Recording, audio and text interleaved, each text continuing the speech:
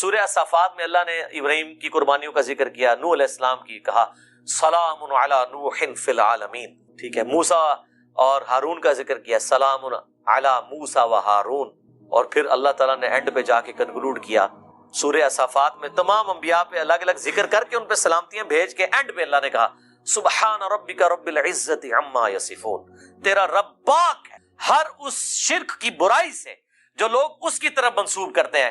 کسی کو یہ ٹینشن نہ ہو جائے کہ اگر اللہ کے ساتھ کوئی شرک کرتا ہے یا اللہ کے لیے برے نام رکھتا ہے یا مخلوقات میں سے کسی کو اللہ کے برابر ٹھہراتا ہے تو اللہ کو کوئی ٹینشن ہو گئی ہے، نو، سبحان ربک رب العزہ، بے شک تیرا رب جو عزت والا ہے، پاک ہے، بلند ہے اس شرک سے جو لوگ اس کی طرف منسوب کرتے ہیں۔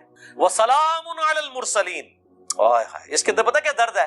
اللہ کہتا ہے ہمارے لیے تو ہمارے پیغمبر ہی کافی ہیں، سلامتی ہو ہمارے پیغمبروں پر، انہوں نے ایسا حق ہمارا ادا کیا کہ پوری انسانیت گمراہ بھی ہو جائے نا، ہمیں کوئی پرواہ نہیں ہے۔ ہمارے جو سچے بندے تھے، ابراہیم، موسیٰ، عیسیٰ، نوح، آدم، محمد رسول اللہ صلی اللہ علیہ وآلہ وسلم، ان پر سلامتی ہو، والحمدللہ رب العالمین، اور تمام تعریفیں پھر اللہ کے لیے۔ اس لیے میں نے درود شریف پہ جو لیکچر دیا تھا نا، اس میں نے کہا تھا کہ سب سے بیسٹ درود وہ قرآن کے اندر آ گیا ہے، سبحان ربک رب العزت عما یصفون وسلام علی المرسلین والحمد للہ رب العالمین۔ آپ کو مزے کی بات بتاؤں، یہ جو حدیث ہے نا بخاری مسلم کی کہ نبی علیہ السلام فرض نماز کے بعد پڑھتے تھے لا الہ الا اللہ وحدہ لا شریک لہ لہ الملک ولہ الحمد وہو علی کل شیء قدیر اللہم لا مانع لما اعطیت ولا معطی لما منعت ولا ينفع ذا الجد منک الجد۔ بخاری مسلم میں تو اتنی یہ دعا آتی ہے، جو حضرت معاویہ نے خط لکھا تھا تو مغیرہ ابن شعبہ نے یہ وظیفہ بتایا تھا ان کو کہ اللہ کے نبی فرض کی نماز کے بعد یہ پڑھا کرتے تھے۔ لیکن ترمذی میں جب یہ حدیث آتی ہے نا، اس کے ساتھ یہ الفاظ بھی ہیں کہ اس کے بعد حضور پڑھتے تھے سبحان ربک رب العزت عما یصفون وسلام علی المرسلین والحمد للہ رب العالمین۔ یہ قرآن کی جناب فیوریٹ ترین آیات ہیں۔ مجھے آج بھی یاد ہے، میں 2007 میں حج کیا تو 2007 کے اندر 2 حج آئے تھے، ایک جنوری کے مہینے میں اور ایک دسمبر میں، 18 دسمبر کو آیا تھا۔ تو وہ 18 دسمبر والا جو حج تھا نا، وہ میں نے کیا تھا۔ تو میدان عرفات میں اس ٹائم تو ظاہر ہے ہم نئے خود ابھی رائے حق کے مسافر تھے، ابھی تو پتہ ہی نہیں تھا کہ اللہ نے کتنا بڑا کام لینا ہے، میں نے تو ابھی کوئی ویڈیو ریکارڈنگز بھی شروع نہیں کی تھی۔ تو میدان عرفات میں مجھے آج بھی یاد ہے، میں جب دعائیں کر رہا تھا نا تو مجھے ایک چیز جو میرے دل میں غم کے طور پہ تھی، دنیا کتنی شرک میں ڈوبی ہوئی ہے اور پیغمبر دنیا میں آتے ہیں، کوشش کرتے ہیں، ایفرٹ پٹ کر کے چلے جاتے ہیں، لیکن پھر بھی ہدایت جن کی نصیب میں وہ حاصل کرتے ہیں جو ایفرٹ پٹ کر رہے ہوتے ہیں۔ تو اللہ تعالیٰ نے اتنی بڑی کائنات بنائی، اتنی مخلوقات پیدا کی، لیکن اینڈ رزلٹ یہ نکلا ہے۔ دنیاوی طور پہ تو ہم اسے ناکامی سمجھ رہے ہیں نا کہ اتنے بندے پیدا کیے ہیں تے وچوں جڑے کم دے بندے نے وہ چند ہی کی نکلے نے، باقی تو سارے فارغ ہو گئے۔ تو اب دنیاوی اعتبار سے تو ہم شاید اسے کریٹر کی کمزوری سمجھ رہے ہیں، لیکن اللہ تو بے پرواہ ہے، اللہ کو تو کوئی فرق نہیں پڑتا، سارے جہنم میں چلے جائیں، سارے جنت میں چلے جائیں، اللہ کو کوئی پرواہ نہیں۔ تو اس کے اوپر میں بہت زیادہ ایمفسائز کر رہا تھا اور میں بڑا پریشان تھا۔ تو اس وقت اچانک جو ہے نا اللہ تعالیٰ انسان کو چیز یاد دلواتا ہے نا، تو مجھے اللہ تعالیٰ نے میرے دماغ میں یا میرے دل میں یہ چیز ڈالی کہ سبحان ربک رب العزت عما یصفون، تمہارا رب پاک ہے جو عزت والا ہے ہر اس شخص کی برائی سے جو اس کے ساتھ شرک کو منسوخ ہے۔ وسلام علی المرسلین، رسول ہی کافی ہیں۔ ویسے تو اللہ رسولوں کی عبادت کا بھی محتاج نہیں ہے، لیکن اگر اللہ تعالیٰ نے مخلوقات میں پیدا کیا ہے تو وہ رسولوں نے ایسا بیسٹ پرفارم کیا ہے کہ اللہ کہتا ہے ہمارے رسول ہمیں کافی ہیں۔ والحمد للہ رب العالمین، تعریفیں تو ساری اللہ کے لیے۔ تو میں نے پھر اس وظیفے کو ہمیشہ حرز جان بنا کے رکھا ہے۔ میں ہمیشہ کوشش کرتا ہوں کہ میں اپنی ہر نماز کی پہلی رکعت میں یہ سورہ فاتحہ کے بعد پڑھوں، سبحان ربک رب العزت عما یصفون وسلام علی المرسلین والحمد للہ رب العالمین۔ میں نہیں سمجھتا کہ اس سے بیسٹ الفاظ میں آپ اپنے رب کی طرف رجوع لا سکتے ہیں۔ ساری گمراہیاں، سارے شرک اللہ کو کوئی نقصان نہیں پہنچا سکتے۔ سبحان ربک رب العزت عما یصفون۔ اور اللہ کے بعد اگر کوئی حقدار ہے نا کہ اس کا شکر ادا کیا جائے تو وہ اللہ کے پیغمبر ہیں، جنہوں نے کمٹمنٹ کے ساتھ اللہ کی مخلوق تک اپنا پیغام پہنچایا، اور وہ اللہ نے اس میں ایڈ کر دیا وسلام علی المرسلین، سلام ہو رسولوں کے اوپر، والحمد للہ رب العالمین، اور تمام تعریفیں اس رب کے لیے جو سارے جہانوں کا پالک ہے۔ تو میرے بھائی، قرآن جس کو باپا مانتا ہے نا وہ پیغمبر ہوتے ہیں، باقی آپ کے بنائے ہوئے باپے ہیں۔ باقی سارے فالوورز ہوتے ہیں. قرآن کی ڈاکٹرن میں امام وقت کا پیغمبر، قرآن کی ڈاکٹرن میں اللہ کا نمائندہ وقت کا پیغمبر. اس لیے سورہ زمر میں آتا ہے جب جہنمی جہنم میں پھینکے جائیں گے نا تو فرشتے پوچھیں گے تمہارے پاس کوئی پیغمبر نہیں آیا تھا؟ تو کہتے ہیں آیا تو تھا لیکن ہم نے جھٹلایا. حالانکہ پیغمبر تو صرف ان کے پاس آیا ہوتا ہے جن کے سامنے ہوتا ہے. جب ہم سے پوچھا جا رہا ہوگا کہ آپ کے پاس کوئی پیغمبر آیا تھا، ہم کہیں گے کہ آیا تھا، تو ہماری موجودگی میں تو نہیں آیا. اللہ جس کو امام ڈکلیئر کیے ہوئے وہ وقت کا پیغمبر ہوتا ہے، چاہے آپ نے اسے دیکھا ہے یا نہیں دیکھا، آپ اس کی زندگی میں ہیں یا نہیں ہیں. آپ کے لیے جس کو اللہ نے پیغمبر بنایا نا. پہلی حدیث صحیح بخاری اور صحیح مسلم دونوں میں موجود ہے.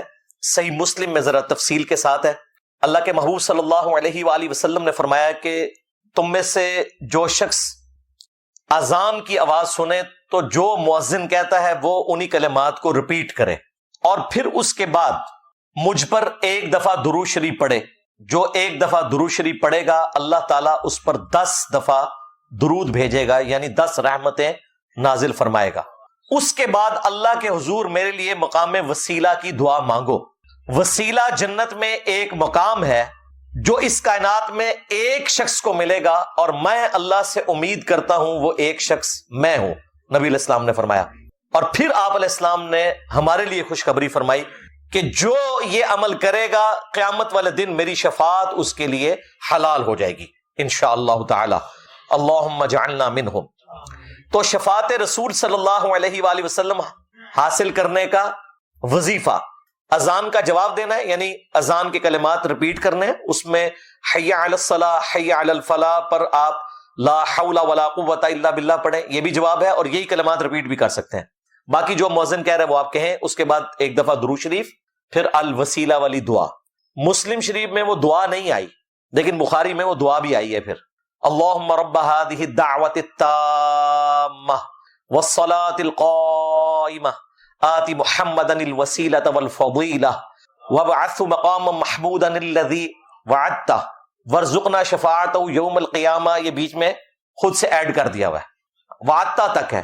اس کے بعد انک لا تخلف المیعاد، یہ بخاری میں موجود نہیں لیکن سنن کبریٰ البیہقی میں صحیح سند کے ساتھ موجود ہے. انک لا تخلف المیعاد وہ پڑھ لیں، بہتر ہے. وعدتا تک پڑھ لیں تب بھی دعا مکمل ہے. باقی جو خود سے لوگوں نے بیچ میں ایڈ کیے ہیں الفاظ وہ احادیث میں موجود نہیں ہے. ہم ایک ایک حدیث ڈسپلے کروا دیں گے تاکہ اگر کسی کو وہ دعا یاد نہیں ہے تو وہ امیج اس کا لے کر وہ دعا یاد بھی کر سکتا ہے. شفاعت رسول صلی اللہ علیہ وآلہ وسلم حاصل کرنے کا نسخہ یا وظیفہ.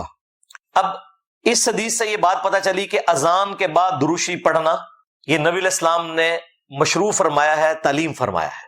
اذان کے بعد درود پڑھنا سنت ہے لیکن اذان کے ساتھ نہیں، اذان مکمل ہونے کے بعد. اذان سے پہلے درود پڑھنا اور اسے بالکل جوڑ دینا، اور وہ بھی صرف اس وقت پڑھنا جب سپیکر آن ہو، سپیکر آف ہو، بجلی گئی ہوئی ہو. تو چونکہ کوئی سننے والا نہیں ہے اس لیے صرف اذان کہنا اور درود شریف چھوڑ دینا، اس کا مطلب یہ ہے کہ ایک فرقہ واریت کی نظر ہے چیز. صحیح مسلم کی شرح لکھی ہمارے استاد غلام سعود سعیدی صاحب نے رحمہ اللہ تعالی، بریلوی عالم تھے.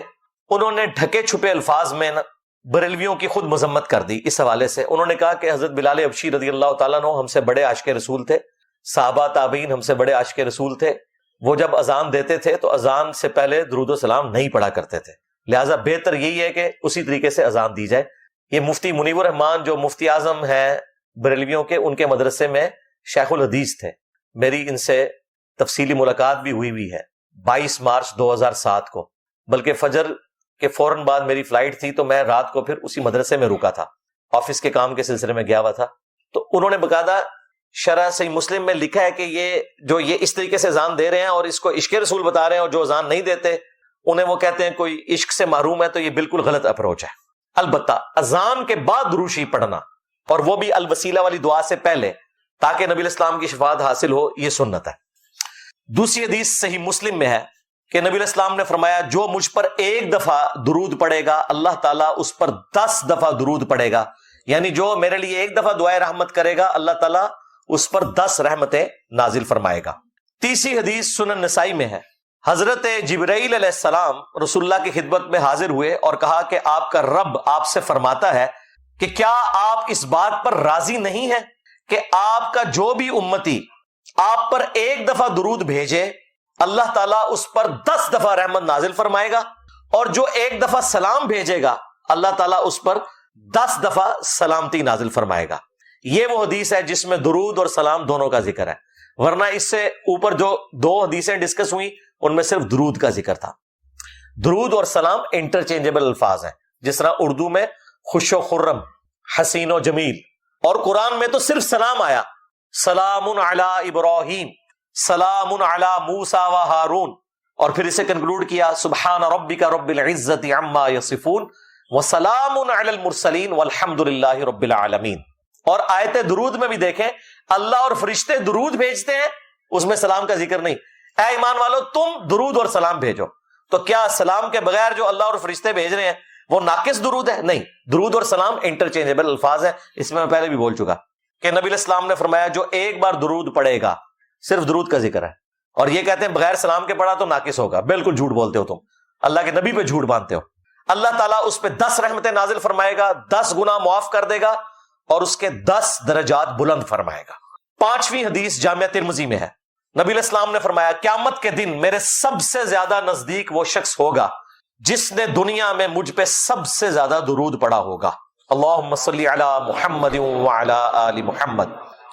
6ٹھی حدیث بھی جامعہ ترمذی میں ہے، اس حدیث کی صحت میں اختلاف ہے، چونکہ کچھ محدثین اسے صحیح سمجھتے ہیں، اس لیے میں اسے کوٹ کر رہا ہوں۔ ابی ابن کعب کہتے ہیں کہ میں نے اللہ کے نبی علیہ السلام سے عرض کیا کہ میں اپنی دعاؤں میں آپ کے لیے بھی دعائے رحمت کرتا ہوں، یعنی درود شریف پڑھتا ہوں، تو مجھے بتائیں میں اپنی دعاؤں کا کتنا حصہ آپ کے لیے دعا کیا کروں درود کی شکل میں، اور کتنا اللہ سے میں اپنے لیے دعا مانگوں؟ کیا میں اپنی دعاؤں کا 1/4 حصہ درود کے لیے مقرر کر لوں؟ نبی علیہ السلام نے فرمایا بہت اچھا ہے، لیکن اس سے بھی زیادہ کرو تو تمہارے لیے اور بہتر ہے۔ انہوں نے پھر عرض کیا یا رسول اللہ صلی اللہ علیہ وآلہ وسلم میں اپنی دعاؤں کا آدھا حصہ درود کے لیے کرتا ہوں اور آدھا باقی دعاؤں کے لیے۔ آپ نے فرمایا بہت اچھا ہے، اس سے بھی زیادہ کرو تو اور اچھا ہے۔ پھر انہوں نے کہا میں اپنی دعاؤں کا 3/4 حصہ درود شریف پڑھا کروں گا اور 1/4 باقی دعائیں کر لیا کروں گا۔ آپ نے فرمایا یہ تو بہت اچھا ہے، اس سے بھی زیادہ کرو تو تمہارے لیے اور بہتر ہے۔ اب اس کے بعد تو پھر انہوں نے کہا یا رسول اللہ پھر تو میں صرف درود ہی پڑھا کروں گا۔ تو آپ نے فرمایا اگر تم صرف درود ہی پڑھو گے تو اللہ تعالیٰ تمہاری ساری دعائیں بھی قبول کر لے گا اور تمہارے گناہوں کی بھی مغفرت کر۔ سنن نسائی میں حدیث ہے، انٹرنیشنل نمبر کے مطابق 1293 اور ایک نمبرنگ کے مطابق ہے 1292۔ یہ مجھے زبانی یاد ہے نمبر، 12 نبی علیہ السلام کی نسبت سے اور 92 محمد کی وجہ سے 1292۔ سنن نسائی زید ابن خارجہ سے نبی علیہ السلام نے فرمایا مجھ پہ درود پڑھنا لازم کر لو اور اپنی دعاؤں میں پڑھا کرو اللہم صلی علی محمد وعلی آل محمد۔ یہ سنی شیعہ دونوں کے ہاں پڑھا جاتا ہے۔ اس کے علاوہ بخاری اور مسلم میں درود ابراہیمیہ ہے جو ہم نماز میں پڑھتے ہیں، یہ بھی ثابت ہے۔ باقی جتنے بھی درود ہیں اسی سے ملتے جلتے ہیں۔ صلی اللہ علیہ وآلہ وسلم یہ بھی نبی علیہ السلام سے ثابت ہے، صحیح مسلم میں حضرت عیسیٰ علیہ السلام کے لیے آپ نے کہا وَنُزُولِ عِیسَى ابْنَ مَرْیَمَ صلی اللہ علیہ وسلم وآلہ وسلم کے ساتھ پڑھنا بہتر ہے، کیونکہ نبی علیہ السلام نے اسی کی ترغیب دی۔ درود ابراہیمی میں بھی دیکھیں باقی درود۔ اب رہا مسئلہ کتنی تعداد میں پڑھا جائے، جتنی حسب توفیق ہو۔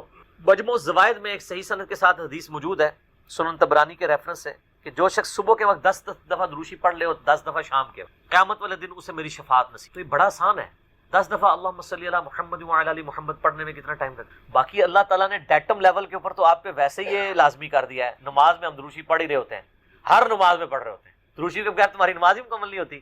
اور ہماری نماز تو ہم تو دعائے قنوت کے بعد بھی دروشی پڑھتے ہیں، صحیح سند سے ثابت ہے۔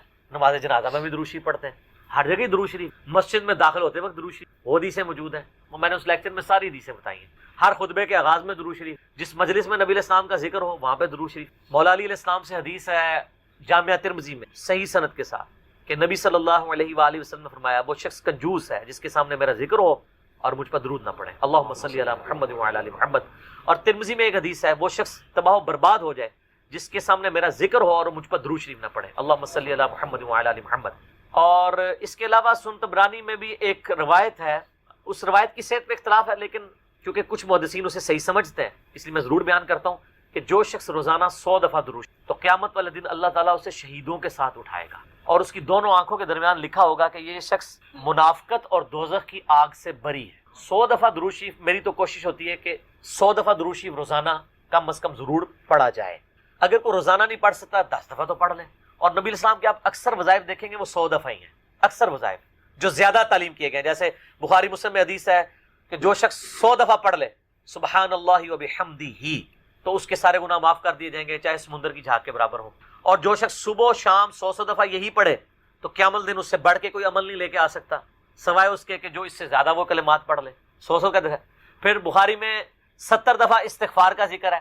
پھر تسبیح فاطمہ بھی جو ہے 100 دفعہ ہے، 33 دفعہ سبحان اللہ، 33 دفعہ الحمدللہ، 34 دفعہ اللہ اکبر، یا 33 دفعہ اللہ اکبر اور 100 کا عدد پورا کرنے کے لیے بخاری مسلم میں آتا ہے لا الہ الا اللہ وحدہ لا شریک لہ لہ الملک ولہ الحمد وہو علی کل شیء قدیر. تو یہ سارے 100 والے ہیں. زیادہ تو آپ جتنا مرضی پڑھیں. جامعہ ترمذی میں حدیث ہے قیامت والے دن میرے سب سے زیادہ نزدیک وہ شخص ہوگا جس نے دنیا میں مجھ پہ سب سے زیادہ درود شریف پڑھا ہوگا. اللہم صلی علی محمد وعلی آل محمد. تو سر جتنا گڑ ڈالیں گے اتنا میٹھا ہوگا. درود شریف جتنا پڑھیں اتنا ہی کم ہے. نبی علیہ السلام کے قرب کا ذریعہ ہے. لیکن صرف درود شریف پہ زور ہو، نبی علیہ السلام کی تعلیمات پہ زور نہ ہو تو یہ غلط. درود شریف کے لیے باوضو ہونا بھی شرط نہیں. یہ اللہ کا ذکر ہے اور ایسا ذکر ہے جس کے لیے کوئی پروٹوکول نہیں. وضو پروٹوکول ہوتا ہے نماز پڑھنے کا، عام اذکار کے لیے کوئی وضو پروٹوکول نہیں ہوتا. ویسے آپ نے رکھنے وہ ضرور کریں، لیکن ادروائز ان اذکار کا کوئی پروٹوکول اس حوالے سے نہیں ہوتا. تو میری خواہش یہ ہے کہ آپ روزانہ کم از کم 100 دفعہ ضرور درود شریف پڑھیں. اگر نہیں پڑھ سکتے تو صبح فجر کے بعد 10 دفعہ اور 10 دفعہ مغرب کے بعد صبح شام 10 دفعہ پڑھ لیں تاکہ شفاعت رسول صلی اللہ علیہ وآلہ وسلم حاصل ہو. پھر مسلم شریف میں حدیث ہے، بخاری میں بھی کچھ حصہ ہے کہ جو اذان کا جواب دے، یعنی وہی مؤذن والے کلمات ریپیٹ کرے، اس کے بعد مجھ پہ درود شریف پڑھے اور الوسیلہ والی دعا مانگے تو میری شفاعت اس کے لیے حلال ہو جائے گی. وہاں بھی درود شریف ہے. صحیح مسلم میں حدیث ہے جو ایک دفعہ 10 درود شریف پڑھے گا اللہ تعالیٰ اس پہ 10 رحمتیں نازل فرمائے گا.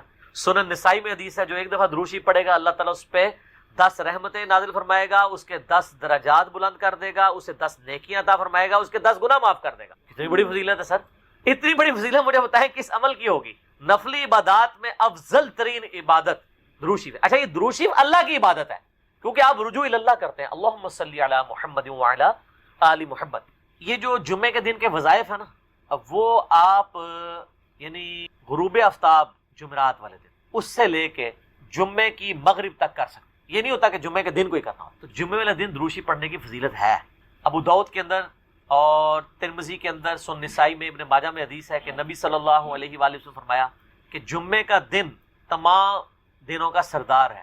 اسی دن آدم علیہ السلام پیدا ہوئے، اسی دن وہ فوت ہوئے، اسی دن پہلا سور پھونکا جائے گا، دوسرا سور پھونکا جائے گا، قیامت قائم ہوگی. تم جمعے والے دن مجھ پہ کثرت سے درود پڑھو، تمہارا درود مجھ پر پیش کیا جائے گا. تو صحابہ کرام نے جرأت کر کے پوچھا یا رسول اللہ صلی اللہ علیہ وسلم جب آپ مر جائیں گے اور آپ کی ہڈیاں مٹی میں مل جائیں گی. سر یہ صحابہ کے الفاظ ہیں جب تک 295C نہیں تھی، ورنہ آج کل تو کوئی سوال کر سکتا ہے. صحابہ پہ اللہ کی کروڑوں رحمتیں وہ سوال کیے تو ہمیں عقیدے پتہ چلے. تو نبی علیہ السلام نے فرمایا کہ ان اللہ حرم علی الارض ان تاکل اجساد الانبیاء، بے شک اللہ نے مٹی پہ حرام کر دیے کہ نبیوں کے جسموں کو کھائے. تو نبیوں کے جسم سلامت ہیں قبروں کے، ان پر درود شریف پیش ہوتا. تو جمعے والے دن درود شریف کی خاص فضیلت ہے. جمعے والے دن ضرور 100 بار پڑھ لیا. نبی علیہ السلام کی بارگاہ میں درود شریف پیش ہو رہا ہوتا ہے. وہ سنن نسائی میں حدیث ہے نا، زمین پہ کچھ فرشتے سیاحت کرتے ہیں، میرے امتیوں کا سلام مجھ تک پہنچاتے ہیں. اور میں نے دیکھا ہے کہ یہ حقیقت بات ہے. مسلمانوں کے جتنے مکاتب فکر ہیں ان میں سے 2 مکاتب فکر میں نے درود شریف کا بہت اہتمام دیکھا. نبی علیہ السلام کا مبارک ذکر کرتے ہیں. پہلے نمبر پہ شیعہ حضرات کو کہ وہ درود شریف کا بہت اہتمام، اور دوسرے نمبر پہ اہل حدیث. آپ عرب میں چلے جائیں، آپ وہاں پہ عربی خطبے سنیں ان کے جمعوں کے. سر اگر ایک جملے میں 3 دفعہ آ رہا ہے نا تو وہ قال النبی صلی اللہ علیہ وآلہ وسلم پورا پڑھیں گے. یہاں ہمارے لوگ بیان کرتے پوری تقریر، میرے حضور گئے، حضور آئے، حضور نے کیا، درود شریف ایک دفعہ بھی نہیں پڑھتے کیونکہ ٹرینڈ میں نہیں ہے. تو یہ ٹرینڈ سیٹ کرنا چاہیے. اور یہ بھی آپ کا کام ہے کہ جب کسی علماء سے آپ یہ سنیں کہ وہ بغیر درود شریف کے نبی صلی اللہ علیہ وآلہ وسلم کا ذکر کر رہا ہے تو آپ اسے بتائیں کہ یار چلو 4 دفعہ نام لیا ہے، 1 دفعہ تو درود شریف ساتھ پڑھتے ہیں. اور لیکن میں آپ کو بتاؤں بزرگوں کے جب نام لیں گے نا کبھی بغیر رحمت اللہ لے کے نہیں لیں گے. آپ یہ دیکھیں کہ کبھی کوئی کہہ دے کہ شیخ عبد القادر جیلانی نے فرمایا، ہمیشہ کہیں گے رحمت اللہ علیہ. تو پھر سر ہم کیوں نہ کہیں کہ آپ بابوں کو نبی علیہ السلام سے اوپر سمجھتے ہیں. بغیر رحمت اللہ علیہ کا کبھی بھی یہ ذکر نہیں کریں گے اپنے بابوں کا، لیکن نبی صلی اللہ علیہ وآلہ وسلم کا ذکر کر دیں. تو درود شریف کا اہتمام کرنا چاہیے. نبی صلی اللہ علیہ وآلہ وسلم نے اس کی ترغیب دلائی ہے. یہاں پہ میں ایک مسئلہ عرض کر دوں. جو درود شریف کے دشمن ہیں نا، اہل بیت کے دشمن، اب وہ اکثر اس چیز کو اٹھاتے ہیں. وہ کہتے ہیں جی یہ جو درود شریف میں ذکر ہے نا اللہم صلی علی محمد وعلی آل محمد، یہاں آل محمد سے مراد نبی علیہ السلام کے اہل بیت نہیں ہے صرف، بلکہ پوری امت ہے. کیونکہ قرآن میں تو آل فرعون کہا گیا ہے، فرعونیوں کو، آل موسیٰ، تو یہ بھی آل محمد سے مراد ہے محمد والے. نہ یہ کہانیاں اس وقت تک تھی جب تک کہ انجینئر صاحب کی ویڈیوز بخاری مسلم کی روشنی میں سامنے نہیں آئی تھی. صحیح بخاری میں یہ الفاظ ہیں کہ صحابہ کرام نے کہا اے اللہ کے محبوب صلی اللہ علیہ وآلہ وسلم، ہم نے سلام تو آپ پہ عرض کرنا سیکھ لیا ہے، السلام علیکہ ایھا النبی ورحمۃ اللہ وبرکاتہ، نماز میں. آپ ہمیں یہ بتائیے کہ ہم آپ اور آپ کے اہل بیت پر درود کیسے پڑھیں. آپ اور آپ کی آل پہ نہیں، اہل بیت. تو کوئی نبی الاسلام کا امتی جو غیر سید ہے اور وہ کہہ سکتا ہے میں اہل بیت ہوں؟ تو اہل بیت کے اگینسٹ آل محمد آپ نے تعلیم فرمائی. درود شریف میں آل محمد سے مراد اہل بیت ہے، نبی الاسلام کی جو اولاد ہے، یعنی آل علی، آل عقیل، آل عباس، آل جعفر، جو صحیح مسلم میں غدیر خون کی حدیث کے اندر موجود. تو یہ یہاں آل محمد سے مراد اہل البیت ہیں نبی الاسلام کے. باقی ان پہ درود پڑھیں گے تو ہم پہ تو ویسے ہی رحمتیں نازل ہو جانی ہیں، ان کے صدقے ہم تک بھی پہنچ جائیں گی اس حوالے سے. تو یہ میں نے ایک ضمناً مسئلہ عرض کر لیا. لوگ بیچ میں نا یہ ایک پخے چھوڑ رہے ہوتے ہیں، تو میں نے اس پہ میرا یوٹیوب پہ کلپ بھی چڑھا ہوا ہے، درود اور اہل بیت کے دشمن. تو اس میں میں نے بتایا تھا یہ یعنی اپنے بغض کا اظہار اس طریقے سے کر رہے ہوتے ہیں. ان کو تو کوئی چیز اس طریقے سے ہضم نہیں ہو رہی ہوتی نا، تو وہ جان بوجھ کے ایسی باتیں نکالتے ہیں. درود شریف پڑھیں. اور مجھے یاد ہے کہ 3-4 سال پہلے مجھے ایک بریلوی بھائی کا فون آیا، تو مجھے کہنے لگے کہ جی آپ کی ویڈیوز بہت اچھی ہیں، میں آپ کی ویڈیوز کی وجہ سے مسلک چھوڑا، سب کچھ سیکھا. آپ سے ایک ریکویسٹ کرنی ہے کہ آپ جب درود شریف پڑھتے ہیں نا تو آپ صلی اللہ علیہ وآلہ وسلم پڑھا کریں. تو آپ میری پرانی ویڈیوز دیکھیں تو اس میں صلی اللہ علیہ وسلم ہوتا تھا. تو میں نے اس کا پھر یہ مشورہ مانا، تو پھر میں نے آہستہ آہستہ اپنے آپ کو اس کا عادی کیا کہ وآلہ وسلم بھی کہا جائے، کیونکہ نبی صلی اللہ علیہ وآلہ وسلم کو یہ چیز پسند ہے کہ آپ صلی اللہ علیہ وآلہ وسلم کے اہل بیت کا ذکر کیا جائے. اس لیے درود ابراہیمی میں بھی اہل بیت کا ذکر کیا گیا ہے. اچھا، درود ابراہیمی میں بعض لوگ کہتے ہیں یہ جو آل ابراہیم کا ذکر ہے تو آپ یہودیوں پہ درود پڑھ رہے ہوتے ہیں. نہیں سر، یہودیوں میں کہاں درود ہے؟ اس میں ہے کہ اے اللہ درود بھیج محمد صلی اللہ علیہ وآلہ وسلم اور ان کی آل یعنی اہل بیت کے اوپر جیسا کہ تو نے رحمت بھیجی تھی. مثال ہے، اب والا یہودی تو ہے ضربت علیہم الذلہ والمسکنہ، یہ تو مغضوب علیہم ہے، یعنی مراد وہ جو اہل توحید تھے بنی اسرائیل میں سے. کون؟ حضرت موسیٰ علیہ السلام، عیسیٰ علیہ السلام، یعقوب علیہ السلام، یوسف علیہ السلام، جن پہ اولاد ابراہیم تو یہ ہے نا. وہ تو اولاد ابراہیم نہیں ہے نا جس نے ابراہیم والے کام ہی چھوڑ دیے. وہ تو قرآن میں آیا کہ حضرت نوح علیہ السلام نے کہا یا اللہ یہ میرا بیٹا ہے. اللہ فرمایا اس کے تو اعمال ہی کافر والے، تیرا بیٹا ہی نہیں، بیگوٹن سن تھا. تعلیمات پہ عمل نہ کرنے کی وجہ سے اللہ تعالیٰ نے بیگوٹن سن ہونا، سلبی بیٹا ہونے کا بھی انکار کر دیا. تو یہاں میں سیدوں سے بھی ریکویسٹ کروں گا کہ مہربانی کریں امت کے اوپر، اگر نوح علیہ السلام کا بیٹا ان کے طریقے پہ نہ چلے تو وہ ان کی آل سے فارغ ہے، اور آپ لوگ جو ہیں وہ چرچ کے اڈے چلا رہے ہوں، شراب کے ڈیرے چلا رہے ہوں. مجھے اگلے دن ایک بھائی کی کال آئی ہمارے ادھر ہی جرمنی سے، وہ خود شیعہ تھے اور وہ رونا رو رہے تھے کہ یار اس وقت اہل بیت کے خلاف ایک پوری مہم کھڑی کی گئی. آپ کو پتہ ہے نا یہاں پہ امیر شام کے نام کے نعرے بھی لگوائے گئے. میں نے کہا جی ہم نے تو کاؤنٹر نیریٹو کھڑا کر دیا اس کے. تو بتانے لگے ایک کسی شیعہ ذاکر پورے اس ایک کمیونٹی کے بارے میں، وہ کہتے ہیں ہم ان کو ملینز آف روپیز سالانہ دیتے تھے، لیکن بعد میں پتہ چلا کہ وہ تو شرابیں پیتے ہیں اور عیاشیاں کرتے ہیں. وہ کہتے ہیں یہ اہل بیت کے نام کے اوپر جب اہل بیت کے دفاع کی باری آئی ہے تو یہ خود کون سے کرتوت کر رہے ہیں. اب الحمدللہ اہل تشیع کے اندر بھی اویئرنیس آ رہی ہے، جیسا کہ بریلویوں کے اندر اویئرنیس آئی کہ پیروں فقیروں نے ہمیں دھوکے میں رکھا ہوا ہے، یہ ہمارے نذرانوں سے یاشیاں کر رہے ہیں. یہی آپ کو یاشیاں شیعہ کے ہاں ذاکرین میں بھی نظر آئیں گی. وہ سارے وہ والے کام کر رہے ہوں گے، اچھے لوگ بھی ہیں لیکن برے لوگ بھی بیچ میں. تو ایسے لوگوں کو ممبروں پہ نہ آنے دیں، ان لوگوں کا خرچہ نہ اٹھائیں، اور یہ جو سید کے نام کے اوپر عزتیں ویل کر رہے ہیں نا اس صورت میں کریں جب واقعی ان کے کام بھی ہوئی ہو.